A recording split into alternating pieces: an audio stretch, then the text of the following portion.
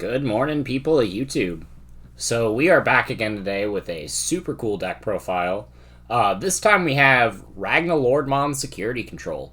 So I've said in the past that Security Control is a deck that is not typically my playstyle, and I think that is true. I am not typically a Security Control player, but I figured I'd build this list and test it out, get a feel for it, so that way you understand the mindset whenever you're playing against it a little bit better. And upon playtesting it, I found out this deck, or this version of this deck, is a whole lot of fun. The addition of Ragnaloardmon in typical Security Control gives this deck a different avenue of play. And it makes it so that if you can get a body to stick on board, you are just that much further ahead than your opponent. We are in a format with a lot of removal, and the key to your cards is the fact that they're super big, so standard removal and things like Ragnaloardmon have trouble removing threats like Ragna, and against Rookie Rush, they need to have a bunch of bodies on board to be able to Spiral Masquerade it away. So I do really, really like this list. So let's go ahead and get into some of the card choices. So I'm starting off, my baby of choice is the 4 Upamon. So Upamon gives us access to a couple of things. It gives us access to turn 1 Holy Wave, which is really nice.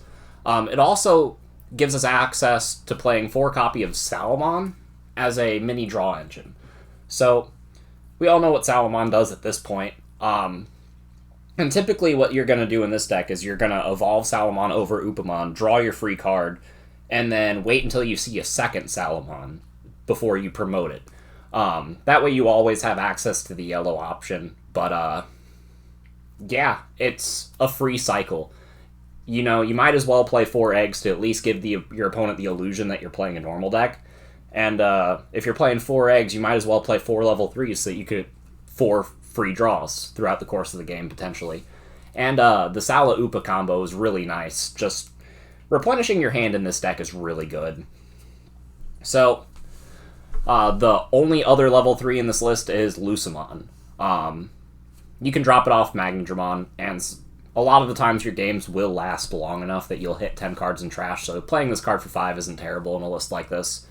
You could play the Ragna pieces, the level 3s. I was actually considering doing that just to give myself an extra red card in the list to make the Gaia Forces live all the time. And to search Ragnaloardmon a bit better, but I decided that this is really all you need for the draw power. And the last yellow Digimon that I'm playing is 4 copies of Magnadramon. So you can play Magnandramon in this list as well. I really didn't consider it until I had already put the list put the deck together, and then realized I was loaning my Magnandramons out to my friend. So yeah, we're not playing it in this list right now. And honestly, I'm hard-pressed to find room for it. I think the Magnadramon Salamon package is enough recovery by itself, especially combined with the Holy Waves in this deck. So, these cards put in a lot of work, and we'll just go ahead and move right along. We got 2 copies of Mechanorimon. This card helps shut out the Rookie Rush matchup and any deck that kind of wants to go wide against you. And it's just overall necessary for this list. Going on to the level 6s. We got a copy of Machinedramon, because Machinedramon will clutch you out a lot of matchups. Playing against any sort of tower deck,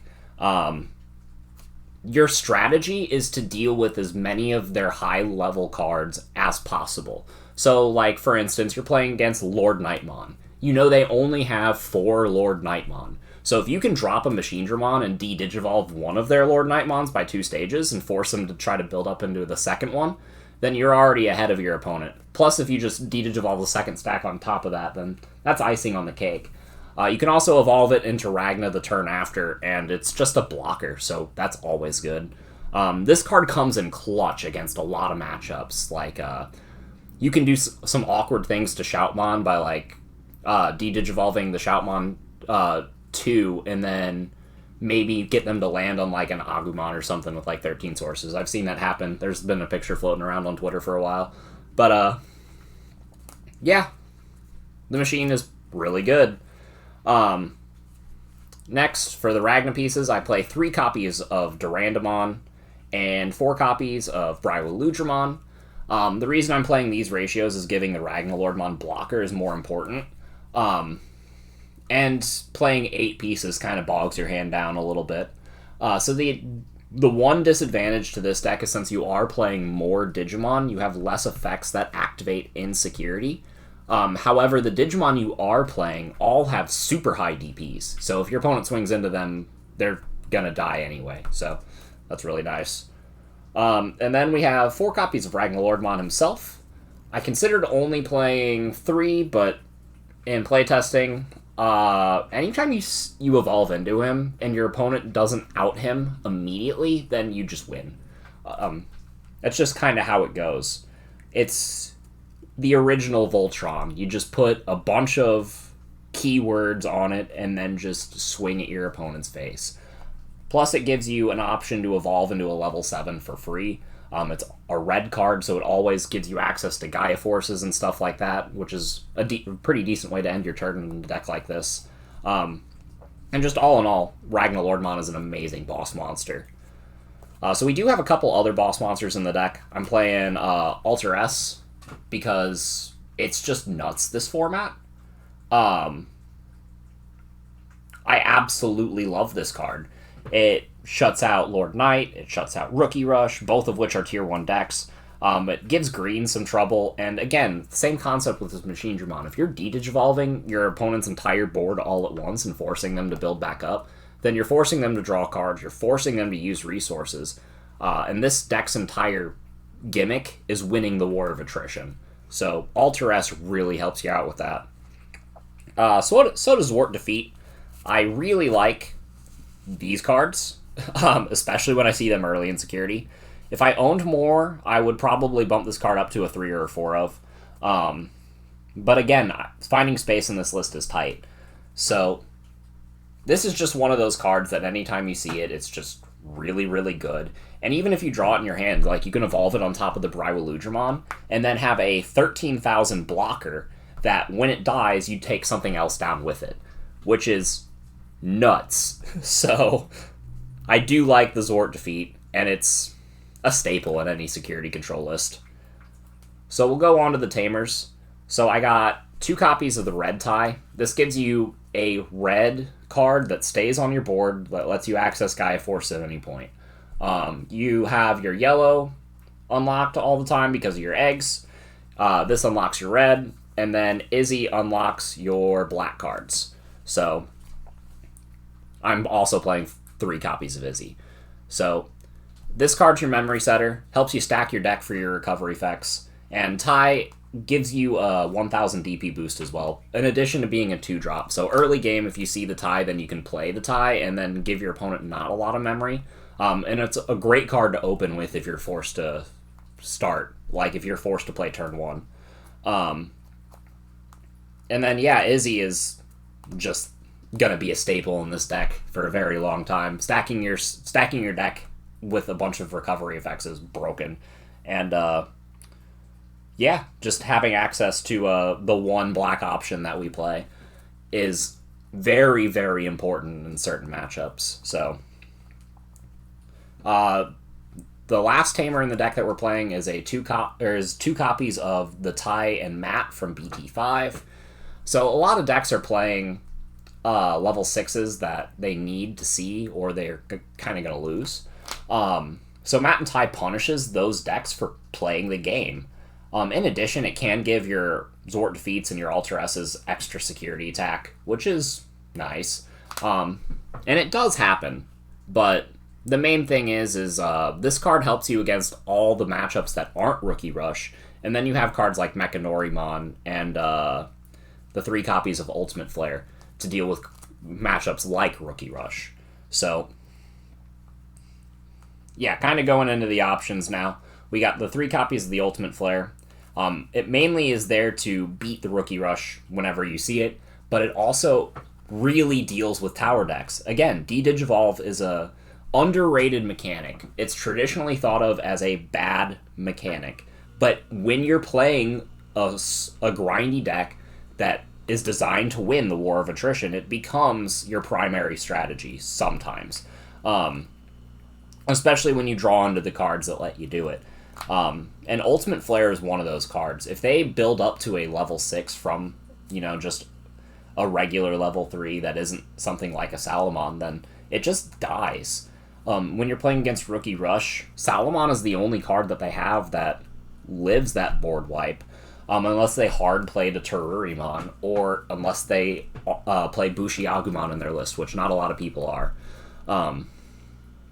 And just, again, dealing with big level 6s is nice. Dealing with all of their level 3s is nice. This is an amazing card, and it's very, very necessary to play 3 of this in this list. Especially if you're planning on playing at any big events. So the rest of the options, I got 2 copies of Eden. Eden's nice to deal with level 4 and 5s.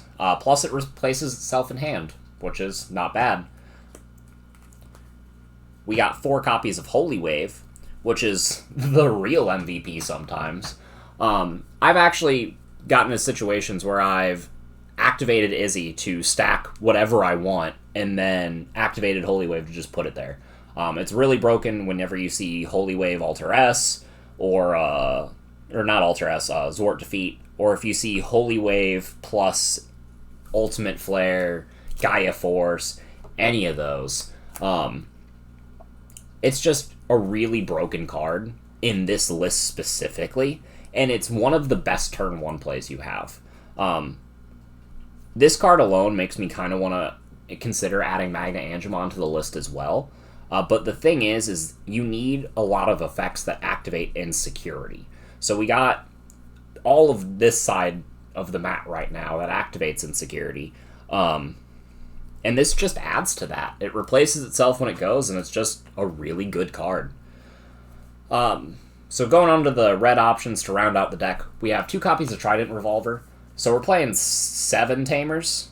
Yeah, 7 Tamers. So being able to Trident Revolver and just get one out of your hand is nice. Plus it, again, deletes 6,000 or less, so it deals with level 4s. It's not a bad card, and especially since it plays Tamers for free, it's pretty good. It's a pretty good inclusion in this list. Probably gets replaced in the next set for cards like Wyvern's Breath, or Gankumon's black option card, the Iron Fist thing. That card is amazing. I think it deletes the Digimon in play with the highest play cost that they have. And it's if they have multiples of them that all cost the same, then it deletes them all. Or something like that. And then Wyvern's Breath is a generic minus 15k. So it's just more great removal in a deck like this. So pick these cards up now, because this deck only gets better. Transcendent Sword is another card that we're probably replacing in the next set with, the better removal, but for now it's really good. So I'm playing 2 copies of it. And then the last card in the list is of course, 4 copies of the Force, the OG Gaia Force. The OG delete whatever you want button. It gives you answers on answers, and again, it's just one of the best security cards you can hit. So you have this pile of cards, and it all together works really well. There are some decks that can be described as the sum of their pieces, and I really don't think that this deck is one of them. This deck just kind of plays with the cards that it's given, and all of your cards are big and powerful, and just delete things and recover and de-digivolve stuff, and is just overall annoying to deal with. So you can kind of win against your opponent by kind of just slugging them, or grinding them out, or just dealing with everything that they play. This deck has a lot of avenues of play, and I really, really like the versatility of it. And again, the one main difference that this is going to have playing-wise versus regular security control is the number of Digimon that you're playing. The number of Digimon that you're playing give you better matchups against some decks and worse matchups against others. In my opinion, I feel like this deck would beat the security control mirror a little bit more, just because you're forcing them to deal with all of your bodies and you have more of them. Inversely, they have less bodies, so while you have slightly less removal than they do, all you have to do is deal with them as they come out, and you're good. So I do think that this is slightly better in that matchup. And it can take a lot of other ones, like most notably green, because it still has all of the same things that beats the green matchup that security control has, but green has a lot of trouble getting over Ragna because it reboots and they can't like Needhog it away. So yeah, I think that's all I have to say. So if you have any questions, please let me know in the comments, and hope you guys enjoyed. BT5's coming to a close in North America, so we're going to try to bring you a couple more fun decks to round out the format, and a couple previews for the BT6 decks that I'm working on. So stay tuned, everybody. Bye.